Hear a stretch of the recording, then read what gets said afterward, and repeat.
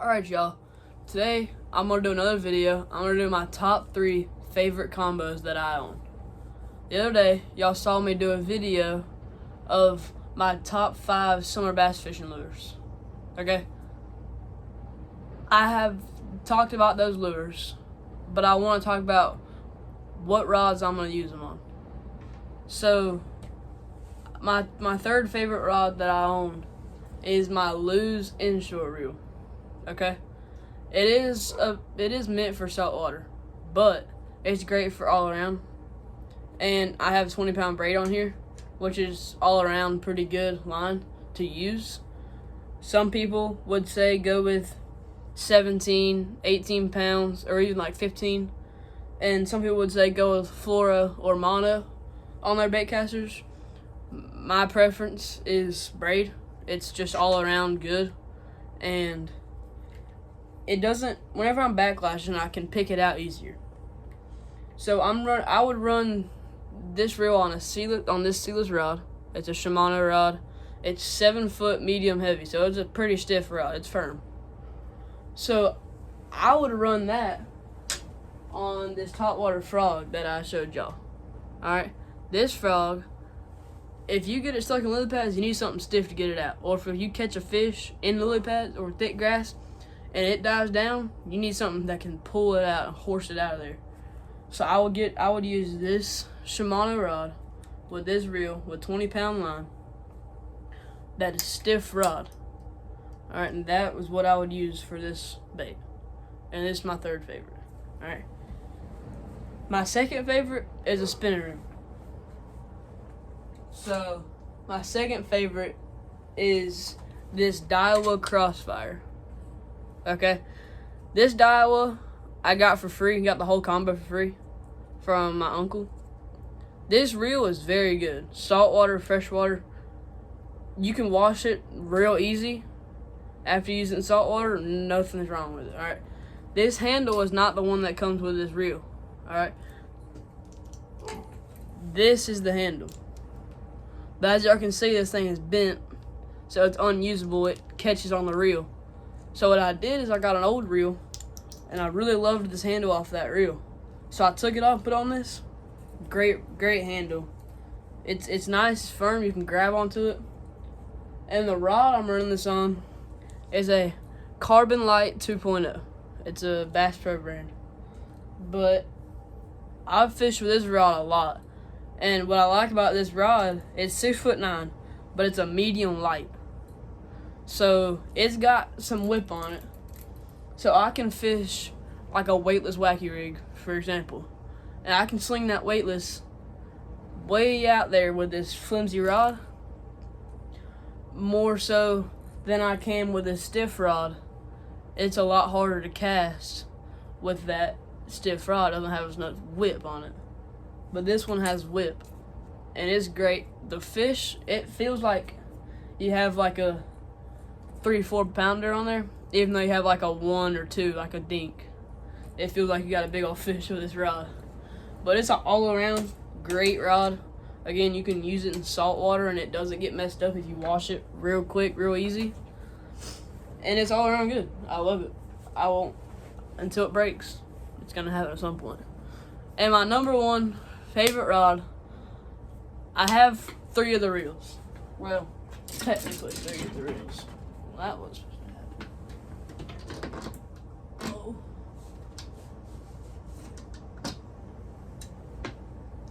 It is my Shimano SLX DC 150.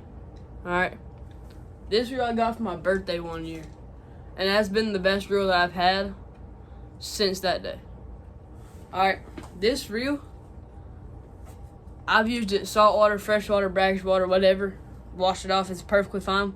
But it slings a bait out there so good. And I have this reel on a Dobbins rod. One of my favorite rods too, other than that Carbon Light.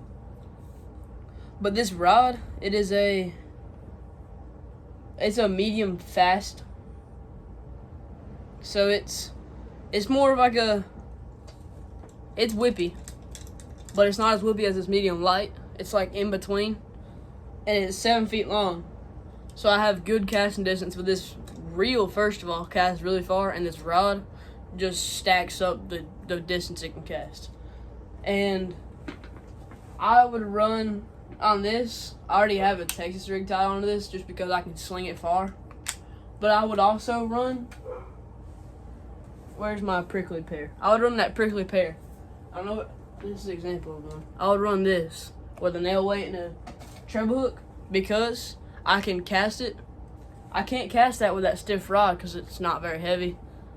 But with this little bit more flimsy rod, I can cast it great and I can fish with it good and easy. And with this rod, it's a frenzy server, I think is what it's called. But I can feel everything on the bottom of this. So a fish, whenever it hits my lure, it's kind of like the rod, instead of bending down, it just like vibrates through your hands. So like they barely tap it and you feel it through your handles. Alright, this is my favorite rod out of my whole collection. Y'all, I don't know if y'all can tell, but I have a lot of rods. Alright, I just have way too many. But this rod is my favorite, and I can fish like literally any lure with it, except like something like for specks or like something real small. But overall, like I can fish this on it with a little jig head, and that's like a maybe an 1/8 ounce jig head, maybe a little bit lighter. Or I can fish a heavier spinnerbait with this rod. It's just a versatile rod that's great for anything you want to do. But these are my 3 favorites. These are the rods guaranteed going on the boat. Now, usually I'd like to bring 4 to 5 rods. So what would my backup rods be, my 2 other rods? I would probably choose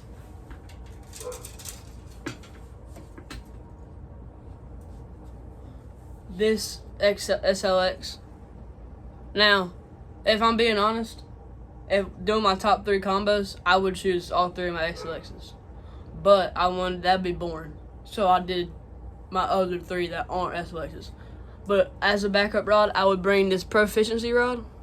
It's a retro, it's one of the camo ones with this SLX on it that I got this one at a pawn shop. And this rod, it's a firm rod. So this chatterbait right here, this is a great bait for this rod because how stiff it is, and I can set this drag on this reel pretty tight. So this rod and reel would be a good backup. Alright, I would bring this on a boat along with these 3, but I have to have one more.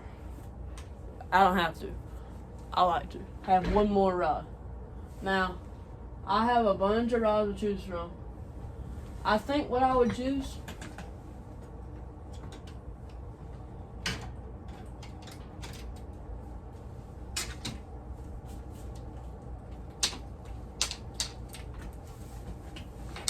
is this Mach 2 rod. It's the new version with this loose speed spool. Alright, this rod, frog rod, all the way.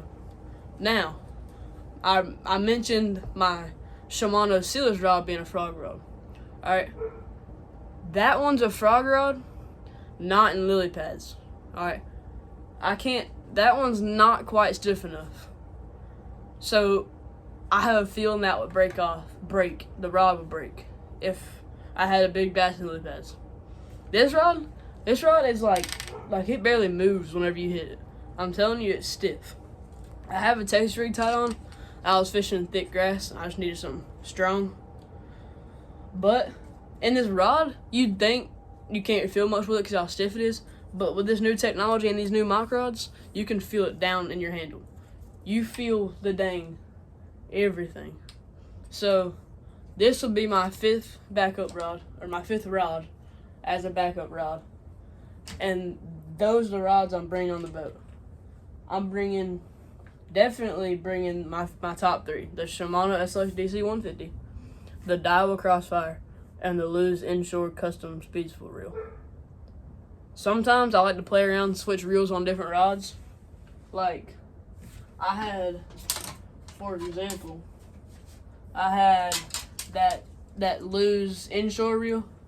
I had that on this Berkeley Lightning rod. I love this rod. I got it from my grandpa. I love it. And it's very, very good. But I wanted something longer. This is a 6'6". Yeah, 6'6". And I needed something longer just so I could swing a little further. And I just kind of, it's just my brain tells me that. So now I'm running this Realtree reel on there. I haven't fished this reel yet. I want to try it. Never brought it out. Got it at the pawn shop. Feels smooth. Feels good. I know the rod it's on is good. This Berkeley. But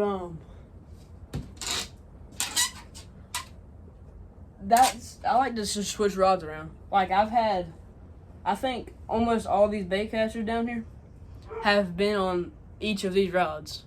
Like one of the SLXs have been on the blue sealess rod. One of the mock reel has been on one of these camo rods. I switch them around. But I mean, that's just who I am. I like to switch stuff around and feel how they are. But anyways, that's the whole video. I'm gonna call it there. That's my boat rods. If I'm going to a lake, a river, or a pond, and I'm going bass fishing, these are the 5 rods I'm gonna bring most likely. Unless I know I'm fishing on a boat that can't fit 5 of my rods and fish for somebody else. These are the 5 rods I'm gonna go to. And I think that like, if you're getting into fishing, just buying like 2 or 3 cheap rods is good. But once you progress into fishing and you get more skilled and you get more into the game and you start fishing in thicker, harder conditions and crazier climates and whatever, not climates, I don't know. You need to buy big, nicer, more expensive stuff. And just because they're cheap doesn't mean they're going to be trash. But most of the times you buy cheap rods, they're not going to be great. But you spend like an extra $100 or extra $50 on a rod or a reel, it's going to be better. It's going to last longer. It's going to hold up to more stuff. And it's overall, they're just going to feel better. Going to feel smoother. It's all just going to be nicer. It's thundering outside. Oh, we're getting a downpour. But anyways, that's all. Just want to let y'all know what my boat rods are going to be and what I'm going to use if I go fishing. I'll see y'all in another one. Bye.